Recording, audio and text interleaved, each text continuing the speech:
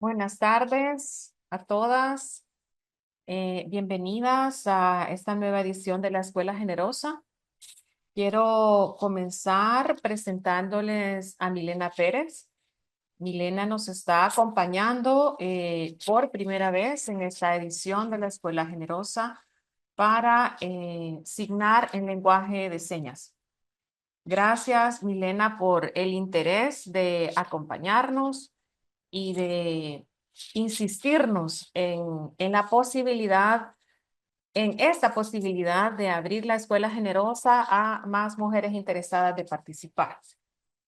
Eh, el Centro Cultural está trabajando para volverse cada vez más accesible y este año vamos a poner un especial cuidado en incluir el signado en lenguaje de señas en nuestras actividades o en algunas actividades que sean más relevantes para luego irnos abriendo a la posibilidad de hacerlo en todas. Ojalá que lo podamos lograr poco a poco. Gracias a todas ustedes por el interés de participar en esta edición de la Escuela Generosa. Esta es la séptima edición. Estamos muy contentas. En esta ocasión coordina esta escuela Lauri García Dueñas, que me imagino que todas conocen a Lauri. Ella es maestra en comunicación y cultura por la Universidad Nacional Autónoma de México. Es escritora, es periodista, es investigadora con mucha experiencia. Y este año la Escuela Generosa va a versar acerca de los desafíos que las mujeres creadoras enfrentan.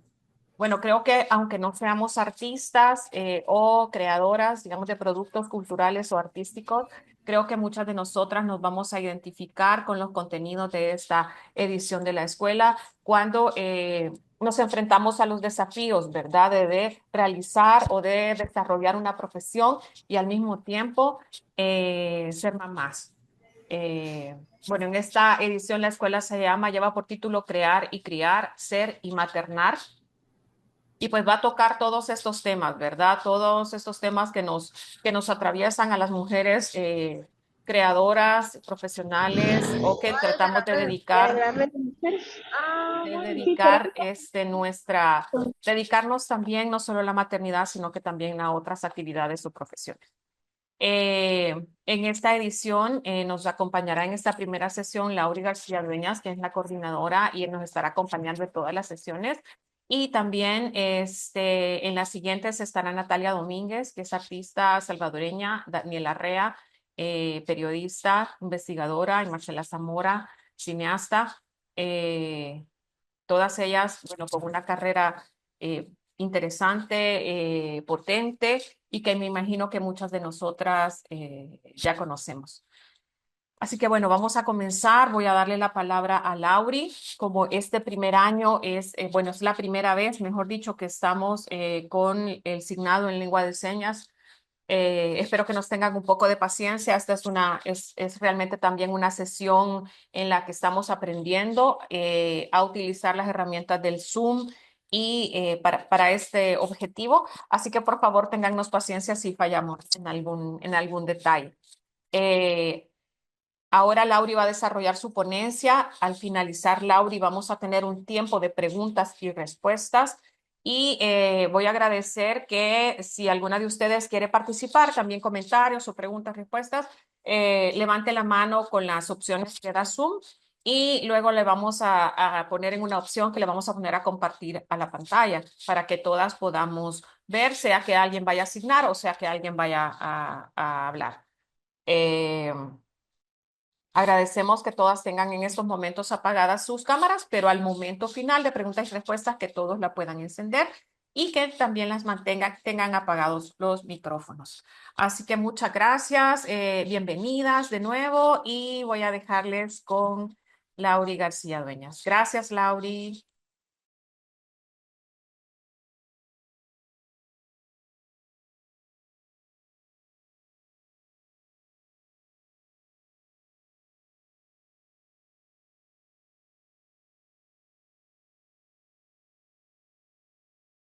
Perdónenme que ahora no soy capaz de ver dónde está Lauri. Lauri, háblame. Creo que perdió la conexión. Ahorita se está conectando. Ah, sí, es verdad, es verdad. Gracias, Milena.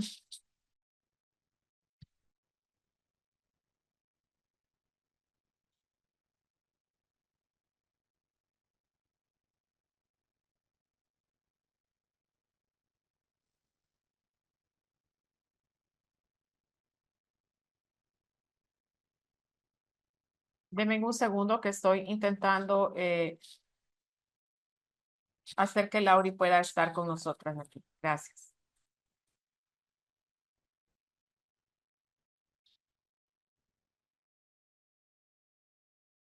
No te escuchamos, Lauri.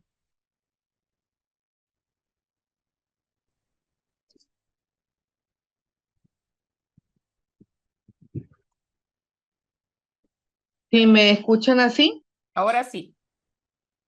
ok. Bueno, las diosas del internet no jugaron a mi favor. Una disculpa porque estoy transmitiendo de mi teléfono, no sabemos por qué razón extraña no está funcionando tan bien el internet. Pero sabiendo que me tocaba abrir esta hermosa escuela, pues descargué mi teléfono y le puse datos y aquí estoy. Por si se iba la luz, se iba el internet y todo. Voy a hacer un último intento de poner un micrófono. Permítame. Y estoy sudando ya no de calor, sino de la emoción.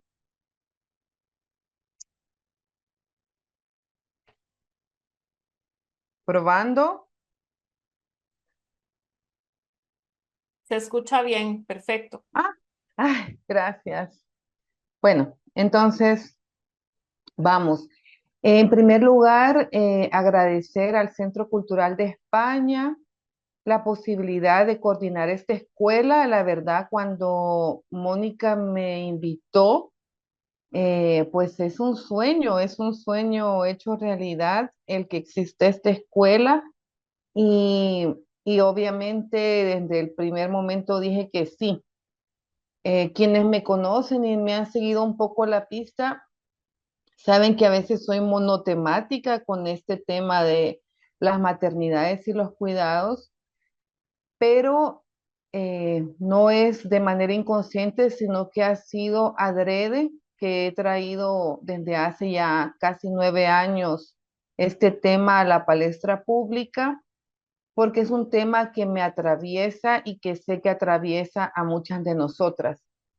Escribiendo este texto con el que quiero abrir la escuela, primero pues me dio bastante vértigo porque pues es un texto muy personal, pero sé que este es el espacio seguro para compartirlo.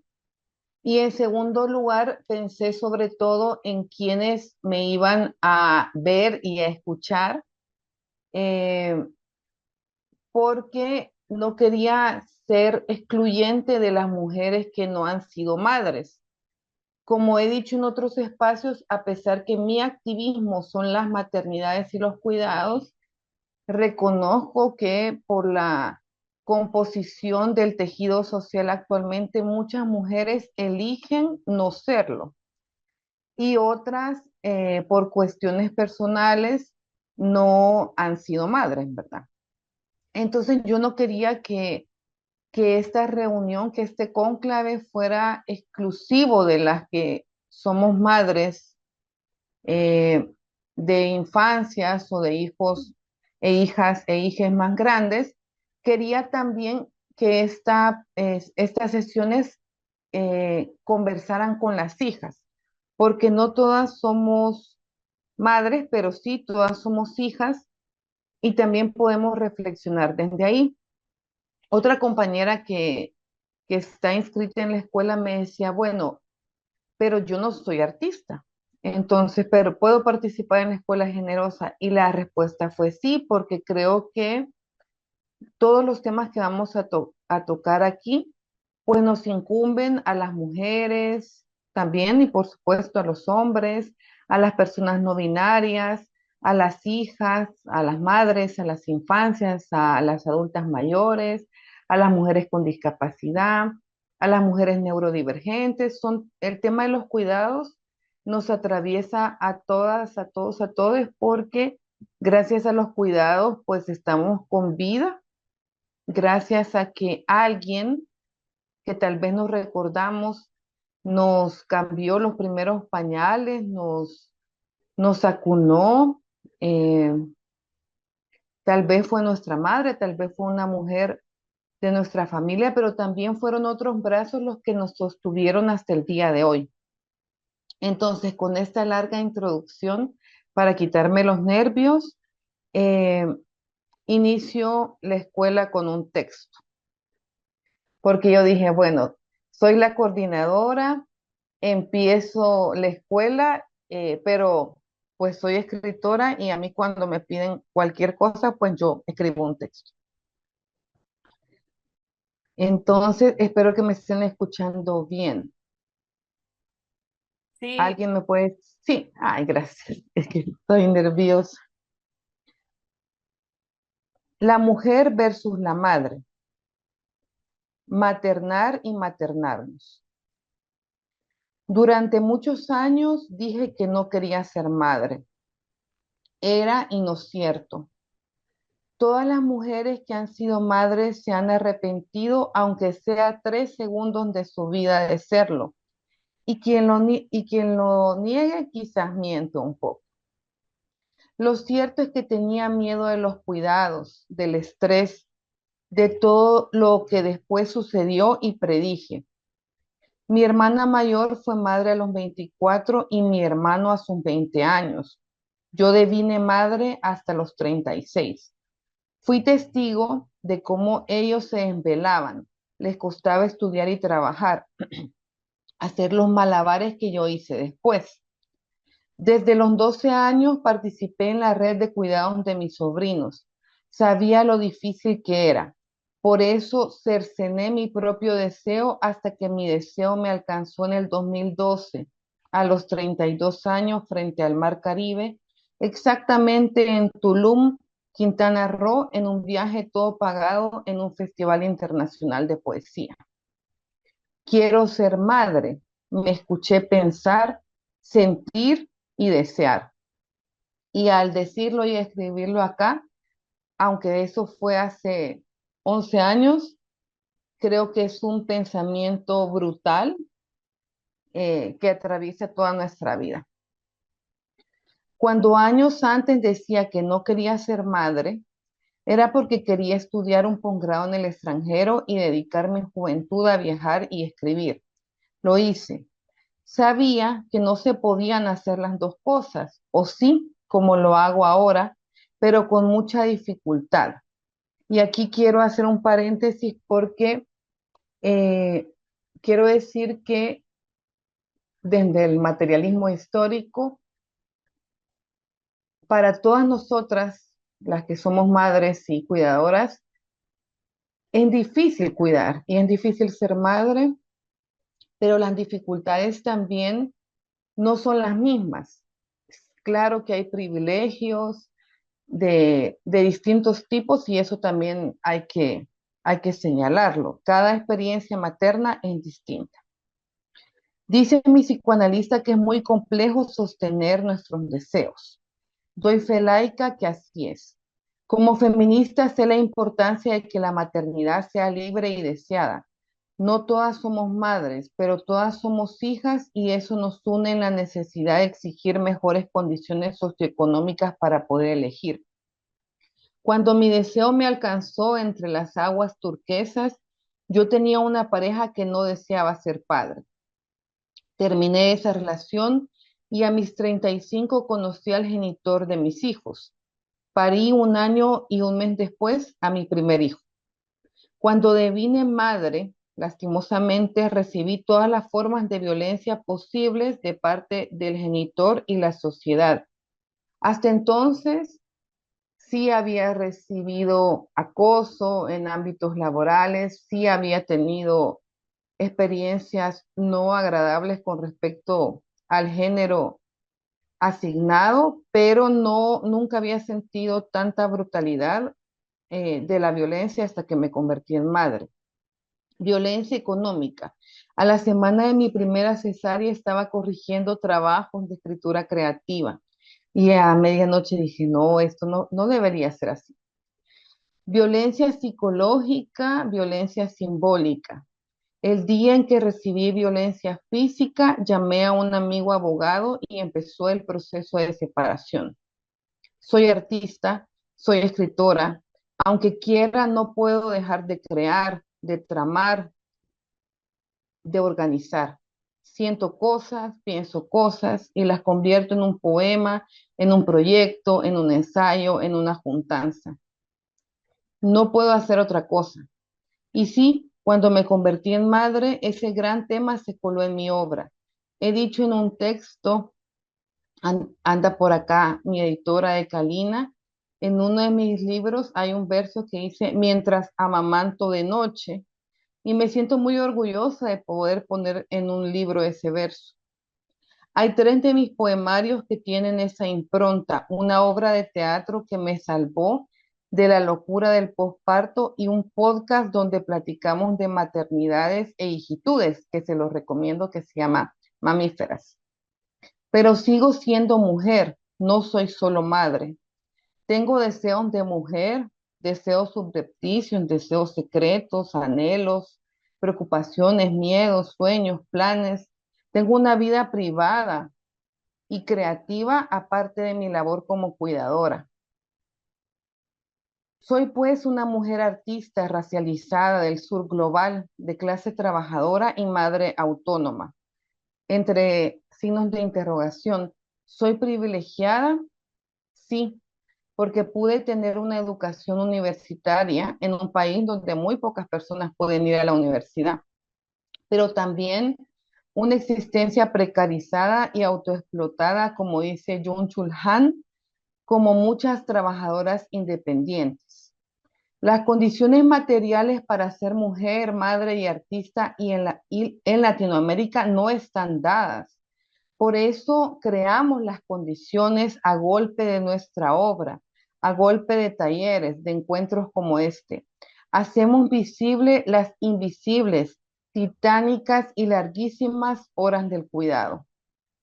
Conocí en México y en varios países a mujeres jóvenes escritoras o artistas que eligieron no tener hijos porque se dieron cuenta de que el circuito literario y del arte no es compatible con el circuito sempiterno de los cuidados y la maternidad, lo cual es injusto porque algunas de ellas sí deseaban ser madres, pero cercenaron su deseo por razones económicas y sociales. Eh, si no cometo un error, me lo dicen en un chat, hasta donde yo sé hubo una polémica con Marina Abramovic, esta artista tan famosa contemporánea, porque ella era una de las que decía que no se podía compatibilizar el arte y la maternidad. Así que si alguien me quiere desmentir, pues, pero seguí de cerca esa polémica. Nuestras antecesoras también vivieron ese dilema entre el arte, la maternidad, los cuidados. Abro paréntesis. Este texto fue interrumpido durante una hora porque fui a recoger a mis hijos a la guardería. Iba recitando en mi cabeza las ideas principales para que se fijaran en mi memoria y este texto fuera este texto y no otro. Posiblemente este texto sea interrumpido más adelante a la hora de hacer la cena y forrar un cuaderno de amarillo que tengo pendiente. Continúo, una hora después. Nuestras antecesoras también vivieron ese dilema, pero en los momentos más oscuros de la crianza pienso en las artistas y poetas que sí pudieron seguir siéndolo a pesar de sus maternidades y la violencia estructural. La filósofa inglesa Mary Wollstonecraft no solo escribió Vindicación de los Derechos de la Mujer en 1792, sino que parió y crió a la importante pionera de la ciencia ficción Mary Shelley, autora de Frankenstein. Me inspiran, entre otras, la poeta guatemalteca Alaide Fopa, que tiene un poema bellísimo. Ella tuvo 5 hijos, como mi propia madre, y Alaide Fopa, quien escribió sobre cómo su mujer se engastaba frente a la madre. Este poema es bellísimo y dice que los hijos le están pidiendo cosas y que sus manos se le van deshaciendo, porque es así como, mamá, servirme agua, mamá, mira, te quiero enseñar algo. Y al final esa mujer que existe se va adelgazando. Eh, bueno, ella me inspira mucho. Lastimosamente fue asesinada en Guatemala porque se unió al movimiento revolucionario y es una de las personas desaparecidas del conflicto. También me inspira mucho Rosario Castellanos, filósofa y poeta mexicana, una de las primeras mujeres graduadas de filosofía de la Universidad Nacional Autónoma de México. Y ella en su poema tan famoso que yo ando recitando por todas partes, dice, soy madre de Gabriel. Eh, y bueno, ella escribió sobre su maternidad también y padeció varios asuntos por la violencia estructural de su maternidad, contra su maternidad. También me inspira mi maestra, la novelista mexicana Rosa Nizan, la poeta mexicana María Guerra, cuya hija Raquel Larson Guerra está en esta sala. Mi maestra, la poeta venezolana María Auxiliadora Álvarez, cuyo poemario Cuerpo de 1981 es sobre el tema del parto y es una joya absoluta de la genealogía poética del continente. Algunas literatas y literatos dicen que María Auxiliadora Álvarez es de las poetas vivas más importantes de nuestro continente y este poema escrito en 1981, Cuerpo, que también algunas de las personas que están en la sala lo conocen, pues es una incisión en la tradición poética latinoamericana. Otra de mis artistas madres favorita es Louise Bourgeois, artista y escultora francesa estadounidense, cuya exploración sobre la maternidad es icónica. Si la recuerdan, ella ha instalado en diferentes capitales del planeta estas grandes arañas como una analogía y metáfora de la maternidad, de lo terrible también que puede ser la maternidad. La cantante guatemalteca Rebeca Lane, quien ha puesto en la palestra el tema de que ella tenía que cantar, pero quién iba a sostener a su bebé, y ha escrito y cantado sobre la maternidad. Quien también puso este tema en la palestra, Leticia Servín, cantautora mexicana, quien vivió una cruzada pública, política y mediática para recuperar a su hijo sustraído por el genitor de este hijo. No sé si recuerdan este caso, pero a mí me atravesó mucho porque ella es una cantautora reconocida en México y había sufrido la sustracción de su menor hijo, pero pudo recuperarlo y unirse con él. Así también muchas otras cantantes populares lo han logrado, compatibilizar la maternidad y el arte. También lo logró Claudia Denise Navas, quien está en este salón, escritora salvadoreña, quien a pesar de que tuvo que esperar, como ella dice, terminar de criar para poder escribir a sus anchas y publicar, también pudo hacerlo. Sostuvo su deseo a través del tiempo. Existimos, resistimos. Cuando parí a mi primer hijo y no atinaba a distinguir entre el día y la noche, de esos días terribles de ser madre primeriza, hija primeriza, y además calcular si vas a tener tiempo de lavarte el pelo, ¿verdad? Y no distinguir si estás dando lactancia libre demanda y no existe nada más. Sumergida en las oscuridades del posparto, lloraba, entre otras cosas, porque no tenía tiempo de escribir, temía dejar de ser escritora. Entonces me así con todas mis fuerzas a un libro que no había leído y quería hacerlo desde hace algún tiempo. Cumbres borrascosas de la escritora británica Emily Bronte, quien no fue madre, pero como muchas mujeres no madres, me inspiran. Leí el libro en una preciosa edición de la UNAM, un libro que me habían regalado como premio de un concurso de crónica donde tuve el tercer lugar antes de parir. Y me dije, si sigo leyendo este libro y luego puedo leer otro libro, entonces sigo siendo escritora, porque leer es la forma más placentera de escribir y la menos estresante, ¿verdad? ¿Cuántas horas invierten? Ya luego les vamos a pasar el micrófono. ¿Cuántas horas invierten las aquí presentes en hacer trabajo del hogar no remunerado? ¿Cuántas horas invierten las aquí presentes en el trabajo mental, organizativo y emocional para sostener un hogar? ¿Cuántas horas dedican a cuidar a las infancias, a las personas adultas mayores, a las que tienen enfermedades crónicas, a las que tienen que dializarse? ¿Cuántas horas invierten para cuidar a estas personas de su entorno? ¿Cuántas horas libres tienen al día? Luego me dice, libres, así libres de que, ay, voy a descansar, voy a hacer algún deporte o cultivar algún arte. Para que una mujer, madre o no, pueda crear, necesita tiempo libre, tiempo de ocio, tiempo de divagación. Quizás por eso, y más ahora que soy madre, no he podido ser asalariada.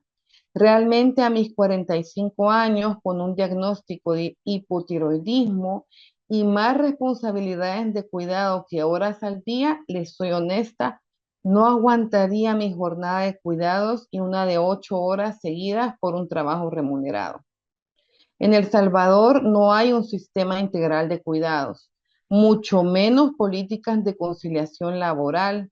Sé en carne propia que muchas mujeres madres o mujeres cuidadoras tenemos que dar un paso al costado y dedicarnos al mercado laboral informal porque no tenemos las oportunidades reales de acceder a un trabajo digno y eso tampoco es justo. Conozco mujeres salvadoreñas que se levantan a diario a las 3:30 para poder hacer trabajo del hogar no remunerado y luego irse a su trabajo remunerado asalariado. Por eso, entre otras cosas, las mujeres que nos dedicamos al arte tampoco somos muchas, lastimosamente, porque eh, pues escribir lleva tiempo, leer lleva tiempo, crear arte lleva tiempo. Y el tiempo es este capital simbólico que en el capitalismo tardío, pues casi nadie tiene tiempo, ¿verdad? Abro paréntesis. En este lapso del texto, fui interrumpida al menos 2 veces por mi hijo de 8 años para enseñarme que ya había concluido su portada del cuaderno de inglés. Cierro paréntesis. La escritora inglesa Virginia Woolf aseguró en 1929 que se necesitaba un cuarto propio para poder escribir y 50 libras esterlinas al año, pero que si no las teníamos valía la pena escribir en la oscuridad y la pobreza. Yo no le deseo oscuridad o pobreza a ninguna mujer, madre o artista o persona. Al contrario, nos deseo seguridad ontológica y económica. Woolf aseguraba que escribir y criar no eran compatibles. Y hasta hay un fragmento de una habitación propia que dice que describe este, que los niños ingleses corrían así en el pasto y que había una señora que iba detrás de los niños y se preguntaba cómo esa señora se iba a dedicar a escribir si para empezar, para escribir tienes que estar sentada, ¿verdad? Y la señora pues andaba corriendo tras los niños. Eh, bueno, para Woolf aseguraba que escribir y criar no eran compatibles. Y lastimosamente hasta cierto punto tenía razón. Esa compatibilidad estructural sí es una deuda histórica por la misma feminización de los cuidados.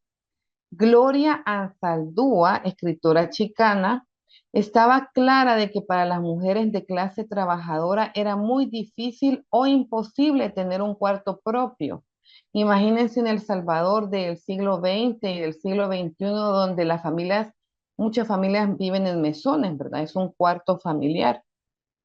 Entonces ella decía que pues era muy difícil o imposible tener un cuarto propio, también por la gentrificación y la alza de los alquileres, por lo que en su texto Hablar en Lenguas, una carta a las escritoras tercermundistas, fechado en 1980, nos alienta a escribir en el baño, entre lavada y lavada o mientras cocinamos.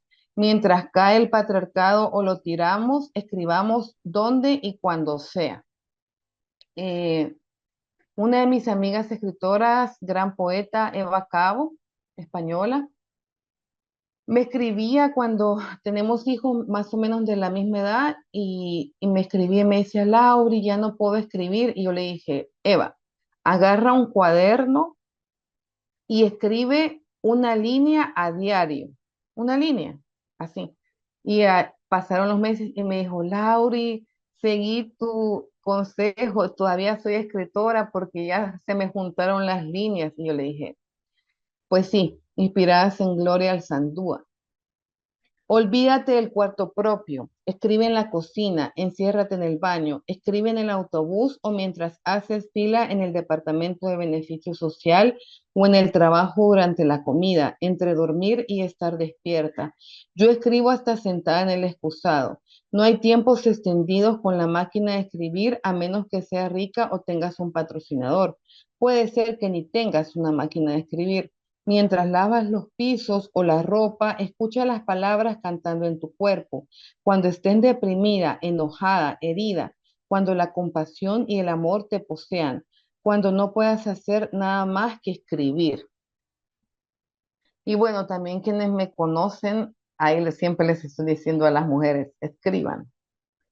Eh, y por ahora, lastimosamente, quizás nos tengamos las mejores condiciones para escribir, pero creo que es muy importante que las mujeres dejemos testimonio de nuestros sentipensares. Anoche desperté a eso de las 2 de la mañana. Mi hijo de 4 años se había pasado a dormir conmigo y al ver que me dormí con calcetines me los quitó, como yo lo hago con él cuando se queda dormido. Los cuidados se aprenden y se enseñan. Todas y todos podemos cuidar, no solo las madres. Y esa es una frase que dijo Mónica Mejía aquí presente, de que todas y todos podemos cuidar si así nos lo proponemos. En un espacio como este, seguro de madres e hijas, quiero comentarles que tengo mucho miedo. Es un miedo que me vino cuando tuve a mi primer hijo. Tengo miedo de morir, de no terminar el ministerio laico del cuidado. Las madres queremos ser eternas o por lo menos dejar a los hijos con un oficio o una profesión. A veces me da una pulsión existencial cuando como ayer siento dormir cerca de mí y siento su temperatura, la temperatura de un niño pequeño de 4 años. Falta mucho tiempo para que mis hijos sean realmente autónomos. Eso me da vértigo. Y siento que sí, las preocupaciones económicas a veces nos roban lo hermoso que puede ser ver crecer a las infancias, atestiguarlas. Eh, Cuidar infancias puede ser maravilloso.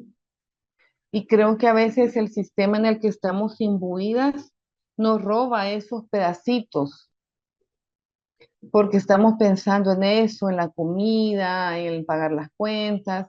Pero si nos detenemos a escuchar a las infancias, pues son momentos de absoluta epifanía.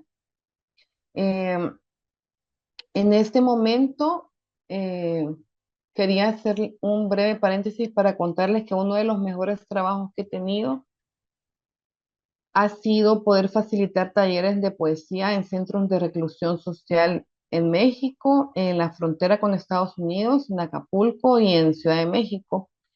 Y en uno de ellos había un hombre que estaba detenido por violencia contra su pareja. Y en uno de los ejercicios de escritura creativa empezó a contar que su madre siempre estaba enojada con él y lo golpeaba. y vivían en un mesón y la pasaban mal, su padre no participó en el cuidado, entonces puede ser como una exageración, pero yo dije, bueno, aquí hubo un círculo bastante evidente, o sea, esa madre se perdió por estar estresada por los asuntos económicos, se perdió de ver crecer a su hijo, de acompañarlos de maneras más tiernas. Y como el cuento también que, uno de los cuentos de Claudia Denis, de su primer libro también, cómo se siente en el rechazo a esas infancias, en verdad. Y bueno, solo quería hacer ese comentario. También, mujeres, hay culpa, siempre, siempre hay culpa. Culpa porque si estás trabajando, no estás con los niños, si estás con los niños, no estás trabajando. Culpa porque le diste una hamburguesa, porque tenías pereza de cocinar. Culpa, culpa, culpa. Pero me le espanto. Sé que es una forma de control social. Ser madre es el trabajo más delicado que pude haber tenido. Uno siempre se equivoca, pero las equivocaciones y aciertos en este trabajo que es la maternidad afectan directamente a estos seres humanos en construcción. Mi obra artística, y esto también es un dilema, mi obra artística no es más importante que mi obra como madre autónoma. No es una función de carácter menor y aunque a veces la maternidad es enloquecedora, verdaderamente enloquecedora y terrible, trato de sacar a plomo de donde a veces no tengo para cumplir con mis responsabilidades. Porque lo que he dicho yo también en otros espacios es que yo me quejo bastante de la maternidad, pero no me quejo de mis hijos. Los niños son unas criaturas maravillosas, apoteósicas, interesantes, pero de lo que sí me quejo son de las condiciones estructurales para maternar. ¿Qué necesitamos las mujeres, las madres, las hijas, las artistas? Que los cuidados no sean feminizados, es decir, si hay que hacer trabajo del hogar, si hay que cuidar a alguien, pues no siempre tenemos que ser las mujeres, ¿verdad? Necesitamos corresponsabilidad entre el Estado, las instituciones, las empresas, la sociedad, las familias extendidas. Necesitamos hacer conciencia también. Necesitamos descanso, tiempo libre, autocuidado, un sistema integral de cuidados, políticas públicas, un salario mínimo, al menos para todas aquellas mujeres que no participan del mercado laboral remunerado por sostener la vida tal y como la conocemos. Un reconocimiento simbólico y social a nuestra labor.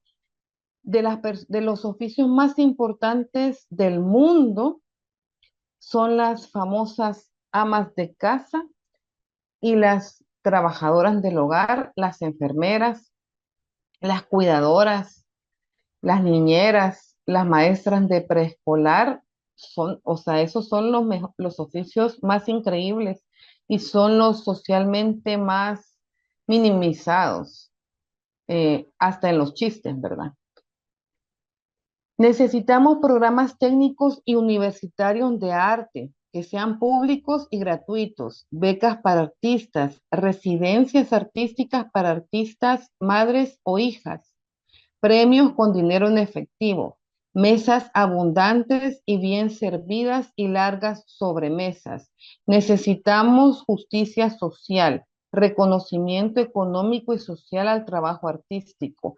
También, ya que estamos haciendo la lista, necesitamos ciudades inclusivas, aceras en buen estado para poder caminar o llevar cochecitos, parques públicos gratuitos, transporte público digno, medias jornadas laborales, conciliación, permisos especiales para lactancia prolongada, salud mental durante el posparto y la crianza.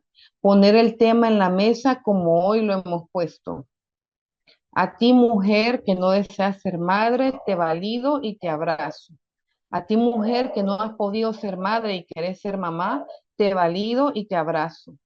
A ti, mujer, hija, madre y artista, te deseo que no tengas que sacrificarte por llegar a todo, por demostrarle nada a nadie. Te deseo las condiciones ideales para la creación, todo el tiempo de ocio y divagación que necesitas y mereces. Cese de la pobreza económica y cese de la pobreza de tiempo.